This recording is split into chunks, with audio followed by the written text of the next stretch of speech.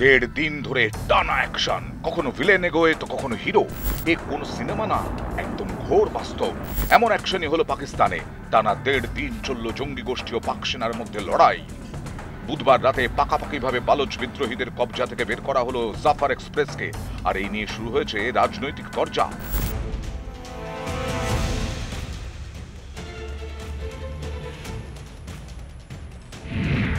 পাক প্রতিরক্ষা মন্ত্রী খাজা আসিফের অভিযোগ, বালুচিস্তানে জাফর এক্সপ্রেস অপহরণ ও পণবন্দি মৃত্যুর ঘটনা নিয়ে বিরোধীরা রাজনীতি করছে।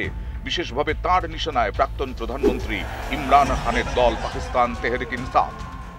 তিনি বলেন, পিটিআই নেতারা সমাজ মাধ্যমে ধারাবাহিকভাবে জঙ্গি হানার বিষয়টিকে রাজনীতির হাতিয়ার করছেন। ঘটনাচক্রে পিটিআইয়ের সহযোগী মুত্তাহিদা মজলিসি আমলের প্রধান মাওলানা ফজলুর উর রহমান সম্প্রতি শাহবাজ সরকারের বালুচিস্তান নীতির সমালোচনা করেছিলেন।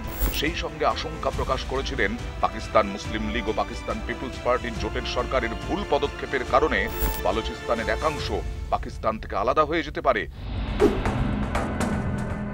সেই সময় তাঁর ওই বক্তব্যের কড়া সমালোচনা করেছিল সরকার পক্ষ।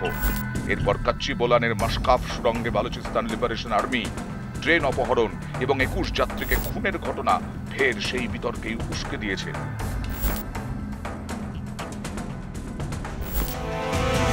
পাক সরকারের দাবি, 11 মার্চ সকালে বালুচ রাজধানী কোয়েটা থেকে খাইবার পাখতুনখোয়ার রাজধানী পেশোয়ারে যাচ্ছিল জাফর এক্সপ্রেস। এই ট্রেনকেই 440 জন যাত্রী সমেত অপহরণ করে বালুচিস্তান লিবারেশন আর্মি। তাদের মধ্যে 300 জনেরও বেশি যাত্রীকে উদ্ধার করা হয়েছে, কিন্তু সেনা বা সরকারের তরফে উদ্ধার করা যাত্রীদের সংখ্যা জানানো হয়নি। একইভাবে বিতর্ক রয়েছে হতাহতের সংখ্যা নিয়েও। পাক সেনার দাবি, তারা 33 জন বিদ্রোহীকে খতম করেছে। নিহত হয়েছেন 21 জন রেলযাত্রী এবং আধা সেনাবাহিনী ফ্রন্টিয়ার কোরের 4 জন জওয়ান।